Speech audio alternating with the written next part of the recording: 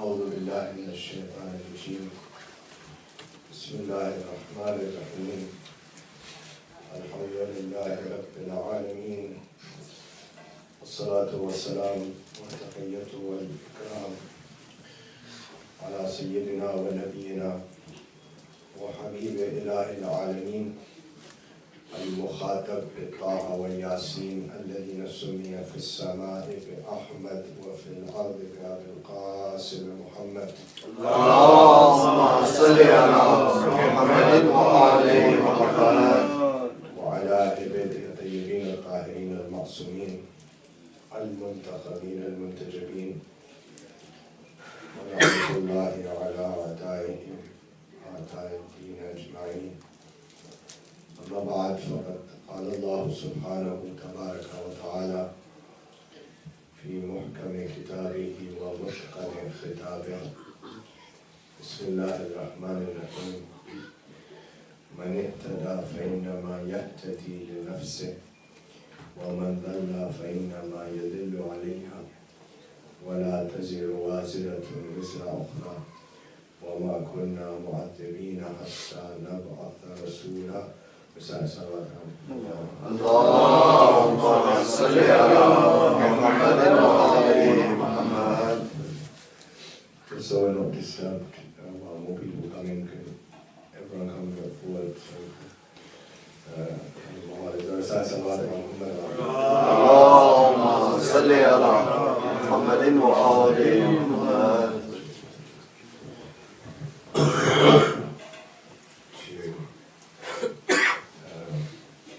Acceptance of our Majlis reciting اللهم صل على محمد وآل محمد. and to hasten the reappearance of our awaited Imam reciting اللهم صل على محمد وآل محمد. Is verse number 15 of Surah Bani Israel, or Surah Isra, which is the 17th Surah of the Holy Quran. Allah subhanahu wa ta'ala in this verse informs us about three particularly important things, which every person who reads the Quran needs to think about. He says, مَنِ اهْتَدَى فَإِنَّمَا يَهْتَدِي لِنَفْسِهِ. Whosoever gets the guidance, whosoever accepts the guidance, does not do any favors on Allah subhanahu wa ta'ala, nor does he do any favors to anybody else. But whosoever accepts the guidance does so for their own self. Conversely, وَمَنْ دَلَّ فَإِنَّمَا يَدِلُّ عَلَيْهِ. And whosoever does the opposite, takes the misguidance, doesn't accept the guidance, that person also only harms their own self. They do not, neither does guidance benefit anybody else other than the person who accepts the guidance, nor does misguidance and taking the wrong path affect anybody else other than the person who doesn't accept the guidance. Since first Muharram this year, I've been speaking about various aspects of this ayat of the Holy Quran. I think it's very important because we live in a time where the most important question that we keep being asked is that people believe in God and religion and guidance in this century, in this time where people have progressed intellectually, progressed scientifically, technologically, and religion, according to the narrative that we hear and the society that we live in, according to them, religion is something for a time where there was no scientific, technological, intellectual progress, and people could not explain things, and therefore they believed in religious beliefs. But Allah subhanahu wa ta'ala is saying, this verse is a reminder to us, that when the benefit of guidance is coming to the one who accepts the guidance, and the harm of misguidance is coming to the one who doesn't accept the guidance, that means that it's not, Allah subhanahu wa ta'ala is not getting any benefit from everybody believing in Him. Nor is He receiving any harm from people who disbelieve. If the whole universe disbelieves in Him, Allah will be Allah. The messenger will be the messenger. Imam will be the Imam. And if the whole universe accepts them, it will not increase their status. Their status is whatever it is, irrespective of whether people believe in them or not. That means the benefit of belief is for me, and the harm from disbelief is also for me. This is what Allah subhanahu wa ta'ala is reminding us. Don't think that because you accepted religion you did favor on anybody else. Rather, the only favor you did is to your own self, and the only benefit that you'll receive is to your own nafs, your own soul. And now there's no need for any ayat or hadith to supplement when a person knows and understands that this guidance would benefit them and misguidance would harm them. Then the aql and intellect dictates that I should take that which benefits me and leave that which will cause me harm. If something will benefit me, then I should accept it.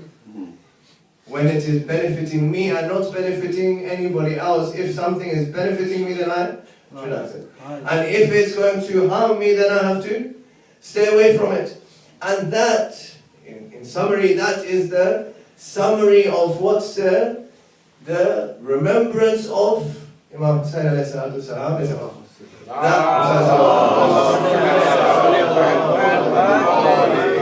To emphasize this point even more, the next message from Allah subhanahu wa ta'ala in this verse, وَلَا تَزِرُ وَازِرَةٌ وِزْرَ أُخْرَى, and no person will take the burden of another person. This, of course, the context of this is well known. All of you are familiar with this, that at that time, and even up to today, there are people who have the belief in original sin. I don't want to go into that discussion about what is it that Adam alayhi salam did and what does it constitute, but belief of those people who have this belief is what? Is that because whatever Adam alayhi salam done, all of rest of Bani Adam are responsible for it. Belief of those group of people is that because of what Adam did, everybody who is Bani Adam is responsible for that action of Adam alayhi salam. Allah subhanahu wa ta'ala says, nobody will take the burden of anybody else's action. Each individual responsible for their own action. So for their guidance and misguidance, the benefit and harm is to them. And for their actions, only each and every individual will be responsible for their own actions. That means, the message from this ayat is what? Is that I have to make sure that my beliefs are correct, in order to make sure that I'm benefiting from the guidance that Allah subhanahu wa ta'ala is saying that I'm going to benefit from. And I have to make sure that my actions are correct, because I will not be able to blame anybody else for them. Only each and every individual will take responsibility for their own actions. And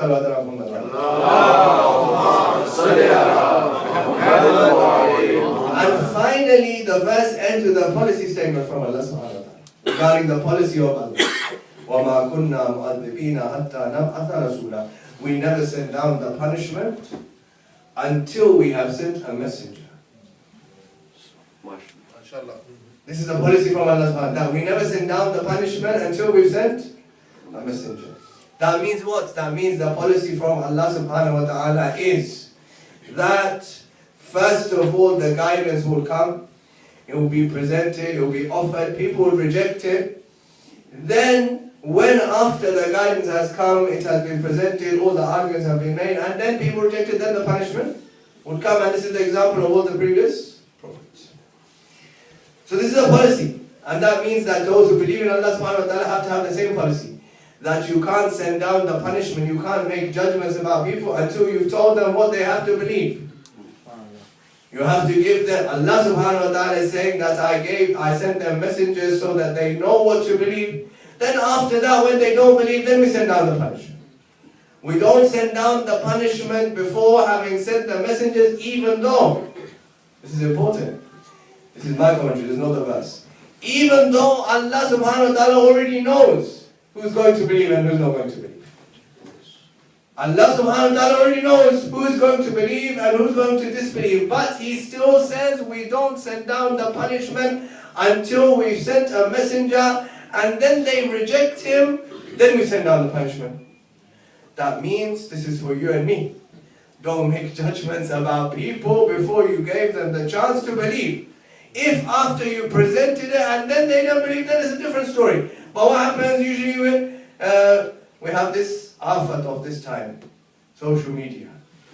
And in this afat, in this calamity that we have, making judgments about people left, right and center, without verifying whether what is being said is true or not. So this is an important message. But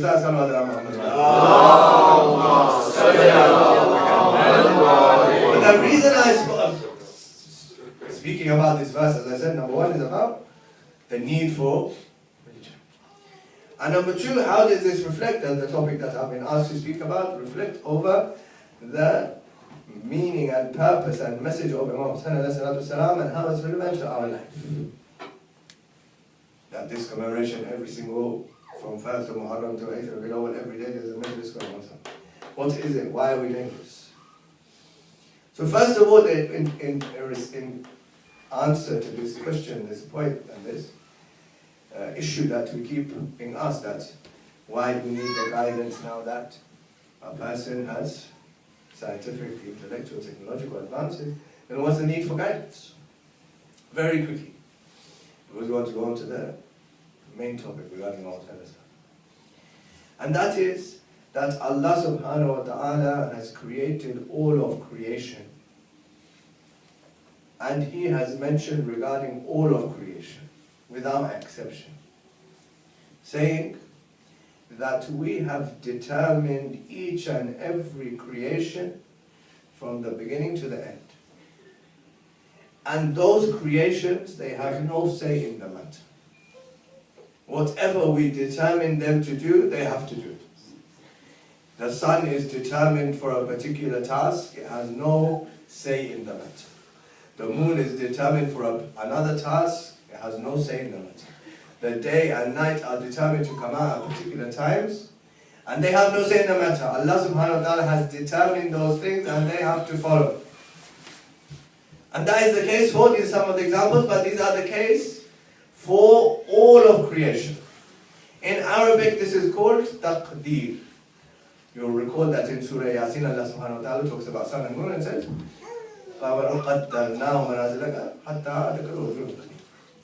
we have determined the stage of the moon when it goes from the beginning until the end. All of this is taqdeer for all creation, except for human beings. For all of creation, every single thing that Allah subhanahu wa ta'ala has created, He has determined their place, He's determined their being, He's determined what they do, up to the angels. Allah subhanahu wa ta'ala created angels. The angels which are created in ruku are in ruku for thousands of years. The angels which are created in sajda are in sajda for thousands of years. The angels which are created in qiyam are in qiyam. They understand they have no choice in this matter. Whatever they created to do, they have to do it. Except for Hazrat Insan, human beings. For insan, for human beings, Allah subhanahu wa ta'ala did not say that we determine everything for you. For human beings, Allah subhanahu wa ta'ala says, Inna hadaynahu sabila imma shakiran wa imma kafur. We have given you the guidance. We have shown you the guidance. We have shown you the sabil. Now it's up to you. You have two choices. Either you will do shukr and accept it, or you will do kufr and reject it. But you have a choice in this matter. And the reason why you were considered worthy of having this choice is because of the intellect which you use to derive religion. Allah subhanahu wa ta'ala did not give this intellect and this choice to any other creation other than insan.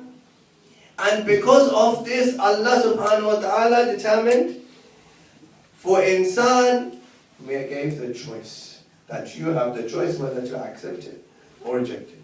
This is the falsafa of, otherwise there's no reward, no punishment, and nothing makes sense if there's no choice in the matter. Allah subhanahu wa ta'ala has given human being choice because of this intellect that you have, that this intellect will take you towards righteousness, towards good deeds, towards good. He asked Imam Amirul Mu'minin alayhi salatu wasalam,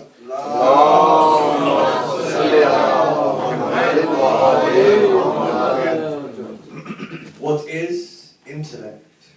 And Imam alayhi salam says, that which takes you towards Allah subhanahu wa ta'ala. That which takes you towards Allah subhanahu wa ta'ala is intellect. So then they asked him, they said, but all these other people we see, they act like with intellect. We assume that they act with intellect. But they're not going towards Allah subhanahu wa ta'ala. So Imam says that is nakira, which looks like, and it appears to be like intellect, but it's not intellect. Intellect is that which takes you towards Allah subhanahu wa ta'ala. And therefore towards guidance. And Imam Hussain alayhi salatu wasalam said, what he does, everything that he does, is there to appeal to our intellect, to our mind. What? Number one, Imam Hussain alayhi salatu wasalam, when he receives the news from the governor, that the governor wants him to come and see. It is mentioned that he's sitting in Masjid-e-Nabawi with Abdullah ibn Zubayr. Abdullah ibn Zubayr is the son of Zubayr, who is the cousin of Imam Ali and the Holy Prophet of Islam. Abdullah ibn Zubayr says, Ya Ibn Rasulullah, do you know why is it that you've been summoned, you've been called? Imam alayhi salam says, I know. This is the knowledge of Muhammad. He says, I know. So he asks, he says, why? He says, because Amir of Sham has died and Yazid has become the Khalifa. So he says, what are you going to do? He says, what are you going to do? At that time, Imam alayhi salam says his famous statement, that salam be on that Islam of which Yazid is the Khalifa. Salam be on that Islam of which Yazid is the Khalifa. So next day he goes to, or at night he goes to the governor's palace. When he goes to the governor's palace, and the governor, making a show, because you've heard all these things before, he says, I want you to hear the story of Karbala in the words of Imam Hussain. He starts by what? Salam be on that Islam of which Yazid is the Khalifa. Then he says, in the court of the palace, he says, when Marwan threatens him, he says, do you threaten me with death? Do you think that I'm scared of death? Mithli la yubaw mithlu. Someone like me doesn't pledge allegiance to someone like you. This ends the matter regarding allegiance from the beginning to the end. Because he didn't say that I will not pledge allegiance to Yazid. He said someone like me will not pledge allegiance to someone like him. That means neither before anybody like me pledged allegiance, and after me there will be no question of allegiance. With regards to the victory of Karbala, this is the biggest message. That after the day of Ashura, no hakim from day of Ashura till today ever asked for allegiance. This is the Alan, this is the announcement of the victory of the Battle of Karbala, that the question was from Yazid was about allegiance. From the day of Ashura to today, nobody ever asked for allegiance to any Imam alayhi salatu wasalam. Why? Because they know the answer will be the same. He had given the answer, mithli la yubaw mithlu. Someone like me cannot pledge allegiance to someone like him, because they knew that all those who were asking for allegiance knew that we are like Yazid. And they are like Hussain.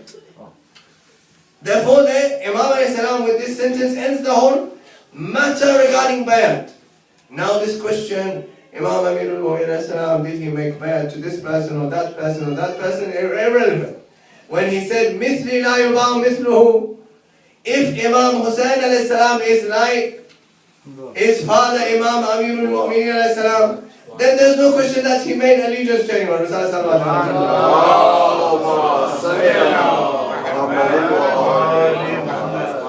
Now, Imam Hussain alayhi salam, when he comes out of the palace, he says something that usually we mention the Masa'ib on the first night of Muharram, but it's something to reflect over. He says to Abu Fadl Abbas, he says, Abbas, Medina is no longer a place you can live in. Imam Hussain alayhi salam was born in Medina. He lived his whole life, apart from a few years when he lived in Kufa, his whole life in Kufa. And he's saying, Abbas, Medina is not a place you can live in. There's another reason behind this. In the time of the Holy Prophet of Islam, Rasulullah had made an agreement with all the tribes who lived in and around Medina.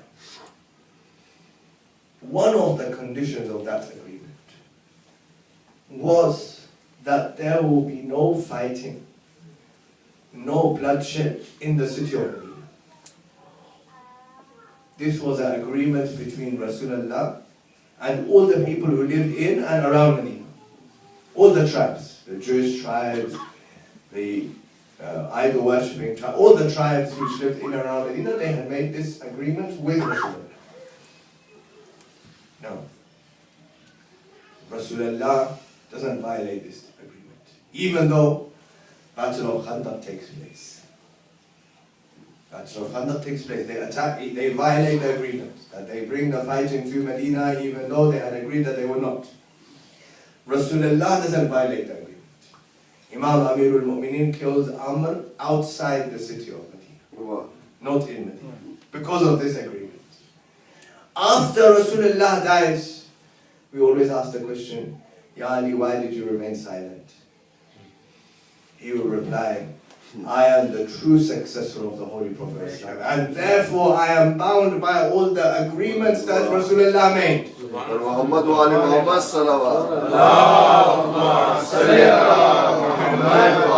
am bound by all the agreements that Rasulullah made, even if they violated it.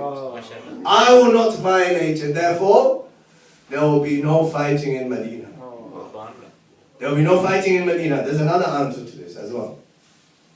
Famous story that you've heard many times.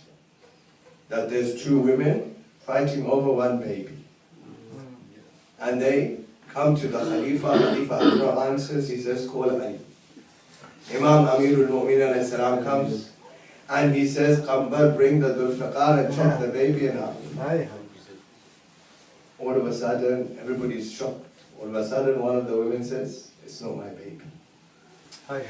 Imam Amirul Mu'mineen says, give it to the one who's saying it's not my baby. They say, Ya Ali, but why? He says, because Allah subhanahu wa ta'ala has put in the fitrat of the mother that she can see her baby go to somebody else, but she cannot see it die. Islam is Ali's baby. He's willing for it to go to somebody else, but he's not willing for it to be done. Recite salawat ala Muhammad. Allahumma salli ala Muhammad wa alayhi. Ana Haydari. Ana Haydari. Ya Ali. So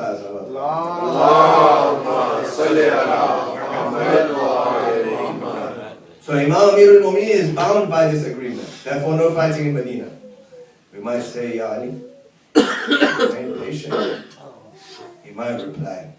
He said, if you tried to do this to me outside of Medina, then you would have seen what I have done. But in Medina, I am bound by the agreement that Rasulullah has made. And therefore, Imam Hussain alayhi salam is also bound by the same agreement. Imam Hussain alayhi salam is also bound by the same agreement. Therefore, he says to Abu Fadl Abbas, we have to leave. Because fighting will happen, but it can't happen here. It can't happen here because I don't want to be responsible for fighting in this place. So he leaves. Anybody who's left home knows how difficult it is. Even though we all know that one day we'll go back home. Imam Hussain is leaving with the full knowledge that he's never going to come back. And the most important thing is that the battle of Karbala and everything that's going to happen, Imam Hussain knows exactly what's going to happen. It's not a coincidence or it's not an accident that he goes to Karbala. No, it is important to realize and reflect that Imam Hussain alayhi salam knows every single thing, and this comes back to this point that reward and punishment and status and fadilat and martaba is with regards to choice. That the one who accepts the guidance and the one who rejects the guidance will get reward because they had a choice in the matter. Imam Hussain alayhi salatu wasalam's status is so high, and this dhikr is remembered to this day because he had a choice in this matter. It was not an accident, it was not a coincidence that all of these things happened. He had a choice in this matter, and he actively chose to do this. And why did he choose to do this? He'll tell us when he's leaving. When he leaves, he entrusts Muhammad al-Hanafiya with this statement. He tells us in his own words. We don't need to guess. He tells us in his own words. What is it that I'm out to do? إِنَّمَا خَرَجْتُ لِطَلَبِ الْإِسْلَامِ بِجَدِّ أُمَّتِ رَسُولِ اللَّهِ. The reason why I'm leaving Medina, the only innama is adatul hasad, the only reason. لِطَلَبِ الْإِسْلَامِ. To make sure that people, that what if we translate it to ordinary language, it means that Imam Hussain alayhi salam wants you and me and everybody who follows him to be good people. He is doing all of this in order to make sure that you and I become good people. You and I become Muslim, people who follow the right path. The whole message of Karbala is about this. Good in which aspect? In every aspect. Good in aqidah, good in amal, good in akhlaq, good in every aspect. He wants me to be a good person. This is the only reason that Imam Hussain is going to Karbala. So he leaves. And everything, he is actively choosing everything. He leaves Medina. The people who go with him and the people whom he leaves behind, all of them are equally important. Because there's messages in all of these things. One example, there's obviously many things to say, but one example. Imam Hussain alayhi salam has 5 people with him at that time when he's still in Medina. He has 5 people with him whom if he brings them all, they are sufficient for everyone. Any fighting, any battle, they're sufficient. Who are they? Number 1, Abdullah ibn Ja'far, husband of Bibi Zainab sallallahu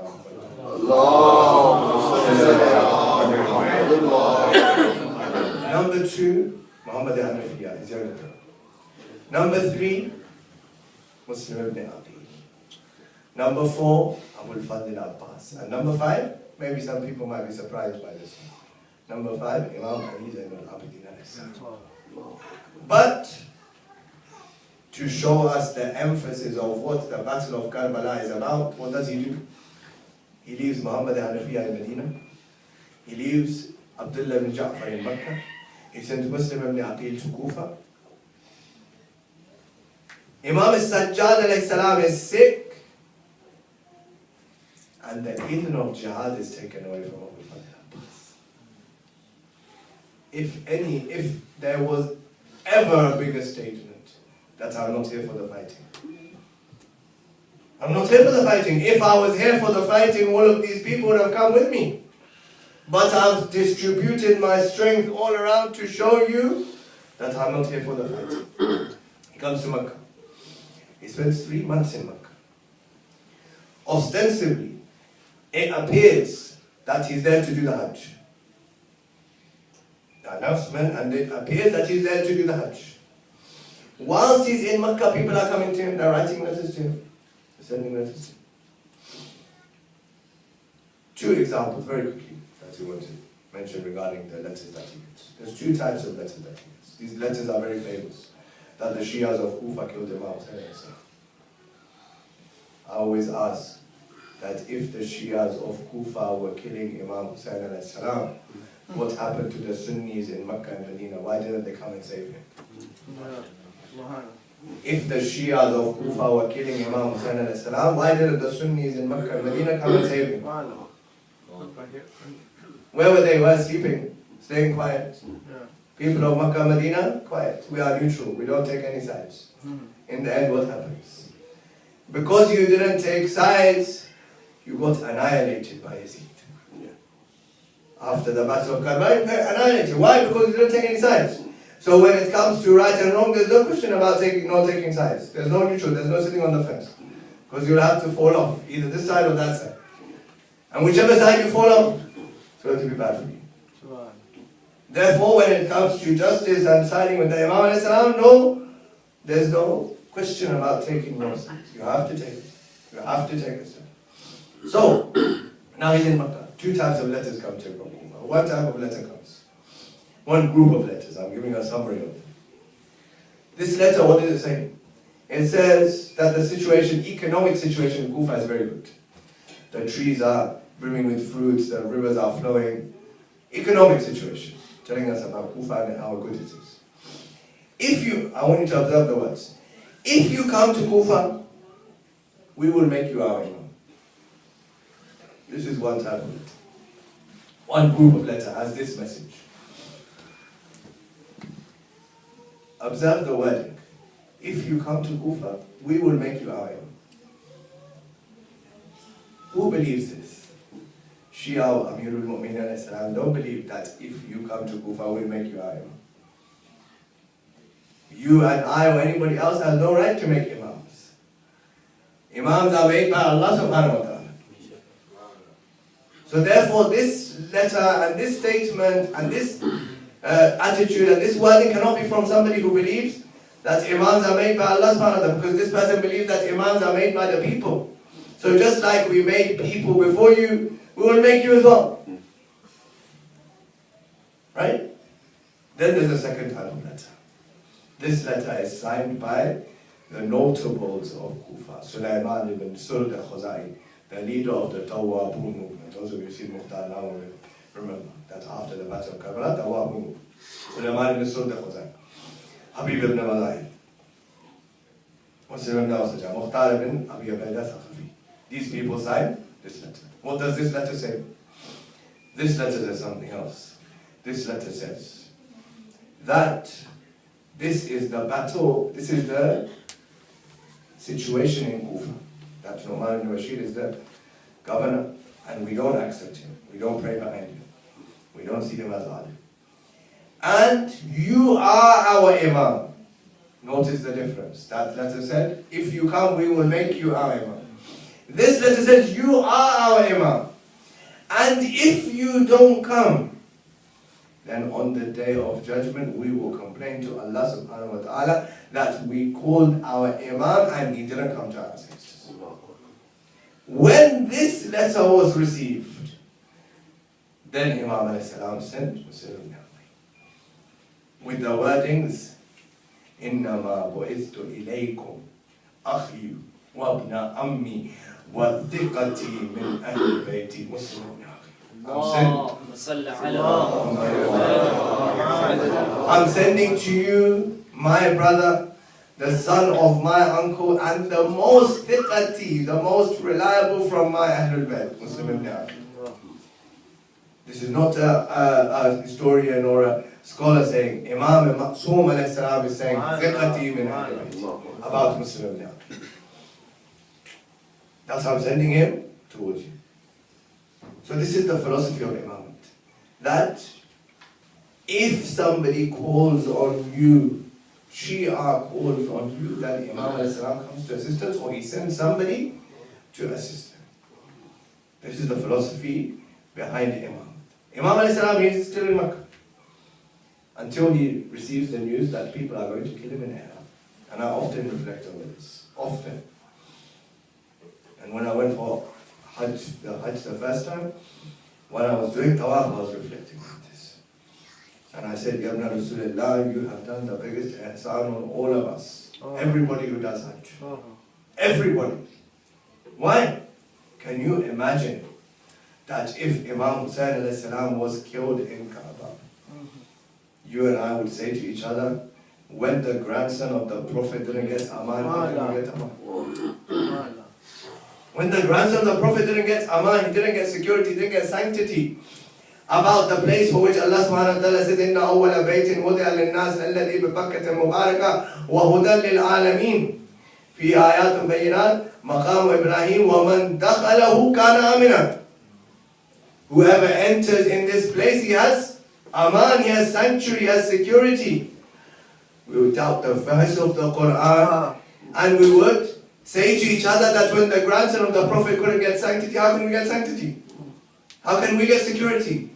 Imam Hussain a.s. says, I've abandoned one Hajj to make sure that Hajj remains till the Day of Judgment. By abandoning one Hajj to make sure that Hajj remains till the Day of Judgment. Otherwise, Shariat is from the house of Imam Hussain a.s. Who knows better than Imam Hussain a.s. that once you put on the ihram for Umrah Tamattu, you can't leave Makkah. But he's saying that yes, I'm leaving in order to make sure that till the Day of Judgment people come to the house of God. People congregate the house of God and perform the Hajj. Then he leaves. When he leaves, now going towards Karbala, and he knows 100% that he's going towards Karbala. It's not that he's in some doubt that he's not going towards Karbala. No, he knows that he's going to Karbala. Because when he arrives in Karbala, he asks the question regarding Karbala. And when he arrives in Karbala, then he says to Bani Asad that I want to purchase this land. They refuse. They say, Ibn Rasulullah, this is your land, you can stay on it as long as you want. Imam Hussain says, no, I've come in here and I'm never going to leave. I've come to this land of Karbala because I'm never going to leave. But there's a greater point in this. Imam Hussain buys the land of Karbala. He makes sure it's written down that he bought the land of Karbala. Then he gives it back to Bani Asad. To state what?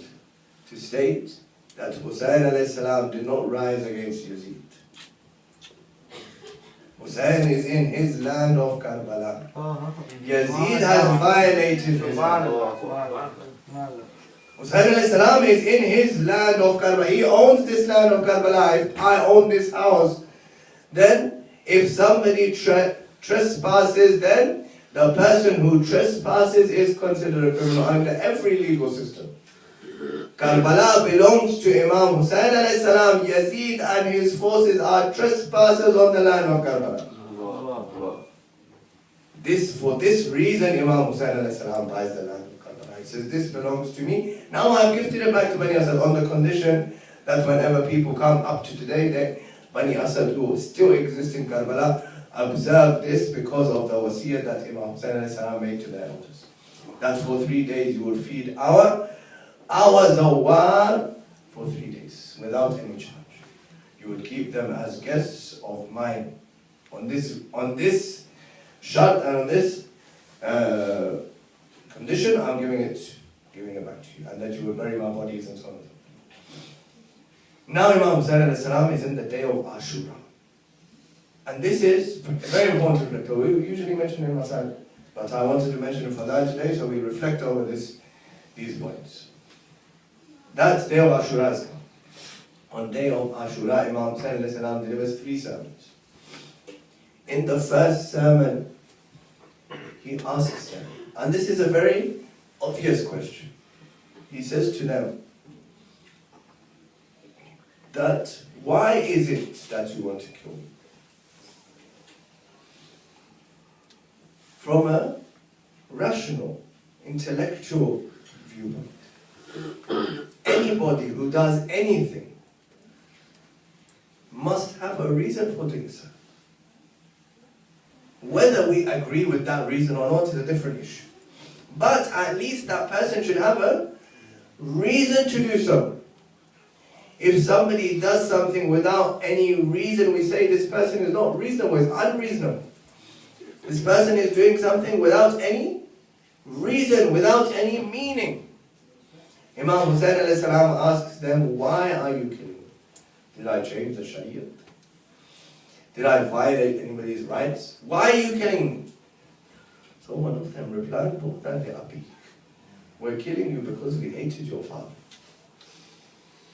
We're killing you because we hated your father.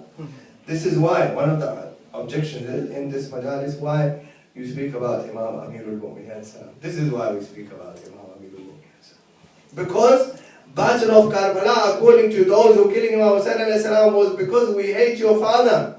Therefore, in Muharram, in these majalis, we have to make sure that we speak about Imam Amirul Mu'mineen more and more, in order to emphasize that this is the reason why Battle of Karbala took place. In order to clarify and mention that this is the reason why Battle of Karbala took place. Imam Hussain, second sermon of the day of Ashura. In this first sermon, he reminds them, I'm the grandson of the Holy Prophet, and Ali is from us, and Ja'far is from us, and Hamza is from us, and he tells us the background. In the second sermon, he says that I'm speaking to you. In this second sermon, he goes on the camel. In the Arabian culture, people either went on horses or on camels, but there was a difference. If you went on a horse, it meant you had come for fighting. But if you came on a camel, it meant you come for peace. Even on the day of Ashura, after people have been killed, Imam Hussain comes on a camel to prove that I haven't come here for the fight. Even now, if you want to make peace, I'm willing to make peace. This is important. This is the policy of imamate. Sometimes people object over why Imam Hussain accepted the peace. This is the policy of imamate, that until the last moment, until the last resort, if somebody offers you the peace, then the Imam will accept the peace. To prove that Islam is a religion of peace and not a religion of war. The Imam will accept peace, even in that last stage of after the killing of the Ashab. Then they say, we don't understand what you're saying. We don't understand what you're saying. What do you mean you don't understand what he's saying? He's speaking the same language as you. He's speaking the same language as you, but you're saying we don't understand what you're saying. Imam says, yes, you're right, you don't understand what I'm saying. Why? There's a reason. He says, because your stomachs are full of haram. Because your stomachs are full of haram. And I am mistaq of ayat tatir. Haram cannot come near me. Impurity cannot come near me. Therefore you don't understand what I'm saying. And he goes back and then he delivers a third sermon. In the third sermon, Imam Hussain mentions the final thing and the final matter regarding the itmam. When he says, is there anyone to help? Does Imam Hussain need help? No. He's saying, is there anybody to help themselves come to me and save themselves, even now? Even after everybody's killed. Some of the Maqatil say that Imam Hussain said, has been Nasim Rasulullah 7 times on the day of Ashura. That, is there anybody who wants to come and save himself? Even up to now, and everybody's dead, there's still a chance. You can come and save yourself. You can come and save yourself. But all of this whole plan and project and mission of Karbala would never have reached us if it wasn't for 2 people. 1 man and 1 woman. These 2 people are essential for Hussain al-Islam is essential for Islam, and these 2 are essential for Imam Hussain al-Islam. They are Syed Zafar Abbas and Imam Sajjad, who introduce each other to tell us their importance. On the night that Ashura has passed, the day of Ashura has passed, the night, the evening that comes, Shab Ghariba, Bibi Zainab Salam Alayha asks Imam Sajjad. She says, "Oh my son Sajjad, the tents are bare. Do we come out of the tents without our coverings, or do we die whilst in the tents?" Reflect over this. Bibi Zainab Salamullah is willing to die over her hijab. Are we willing to live over it? She is willing to die. Imam Sajjad says, Aunt Zainab, saving our life is wajib, we have to come out. Why does she ask? Why does she ask? She's telling us this is the Imam of the time. He's the Imam of the time. Everything we're going to do is going to be according to his order. When they arrive in the court of Ibn Ziyad in Kufa, Ibn Ziyad says to Shimon, who is this young man? He says, he's Ali ibn al-Hussein. He says, he's Ali ibn al-Hussein. He says, I heard that Ali ibn al-Hussein was killed in Karbala. Imam says, yes, it was my brother Ali al-Akbar. Can you imagine? That moment when Ali al-Akbar, Shabi of Rasulullah, was killed, Imam Sajjad would have recalled that moment. Can you imagine? He says, that was my brother Ali al-Akbar. He says, kill this young man as well. He comes in front of Imam Sajjad. He says, you have to kill me first. Imam alayhi salam says, oh my aunt, remain silent. Anti alimatu ghayru mu'allima. You are the one who knows without having been told. This was in Kufa, and then today, the day of the Muharram, tomorrow is the 1st of Zafar, is the day of the entry of Ahl Haram into Sham. And the difference between Kufa and Sham was that in Kufa they would throw dates on them, and in Sham they throw stones. Allah Akbar. May Allah give you no grief and no sorrow other than that of His Eminence. They would throw stones. When they enter into Sham, people would throw stones. Sahal ibn Sa'd al-Ansari is a companion of Rasulullah. He says, I went to Baytul Muqaddas, I was coming back to Medina, and I was going through Damascus, and I noticed that there's a celebration going on. So I'm thinking to myself, there's no day of Eid today. Why is there a celebration? I asked somebody, I said, why is there a celebration going on? He says, maybe you're from outside of Sham. He says, yes, I'm from Medina, I'm a companion of the Prophet. He says, Hussein, grandson of the Prophet, has been killed. And his family, women and children have been taken as prisoners, and they're coming into Sham. He says, from which side would they be coming in? He said, this is Bab Sa'd, this is where they're coming in. When they come into Damascus, he says, I was afraid to ask anybody else. So I went to one of the children, and I asked a little girl, what is your name? Who are you? And he says that she said to me, I am Sakina, daughter of Hussein. He says, what can I do for you? She says, tell that person who's holding the heads of the shuhada to go forward so that people look at the heads and not our aunts and mothers who have no covering. Another riwayat says, says that he asked Sakina, he says, can I do something for you? He says, can you bring some head coverings for my aunt and my sisters and my mother? And if you can't get that many, at least bring one for my aunt to say no. Then Shimon comes forward and he says, Zainab, you have to go in the courts. They bring the spears and take off the head coverings. Now they enter in the court. When they enter in the court, similar to Ibn Ziyad, Yazid also asks. He says, who is this young man? He says, I am Ali ibn Hussein. He says, I heard Ali ibn Hussein was killed in Karbala. Imam replies the same thing. Then he says, Yazid also says, kill the young man. When he says, kill the young man, a child speaks. A child speaks. And he says, Yazid, do you know that when Musa and Harun came into the court of Pharaoh, Pharaoh wanted to kill them. But he couldn't kill them. Do you know why? He says no. He says, do you know that when Yusuf's brothers threw him in the well, they wanted to kill him, but they couldn't kill him. He says, do you know why? He says, no. This young child says, I'll tell you why. He says, why?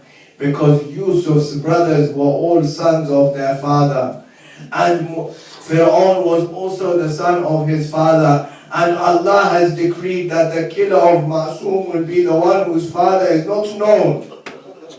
So if you kill my father, then know that you will be the one known that this person has no father. This was our fifth holy Imam, Imam al-Baqir alayhi salatu wasalam. I just want to mention one statement and then we finish and rise for Matam. Brothers and sisters, when the caravan of Hussein alayhi salam left Medina, there were hundreds of children. But when it comes back to Medina, there's only Muhammad al-Baqir alayhi salam. What happened to those children? What happened to those children? The women will cry out. Did you forget that we were put onto the camels with no saddles? We were tied on those camels with ropes, and our hands were tied behind our backs. When the camels would become unruly, the children would fall from our lap, and some of them would get trampled by the camels. Others would die of the thirst in the way of Kufa and Sham.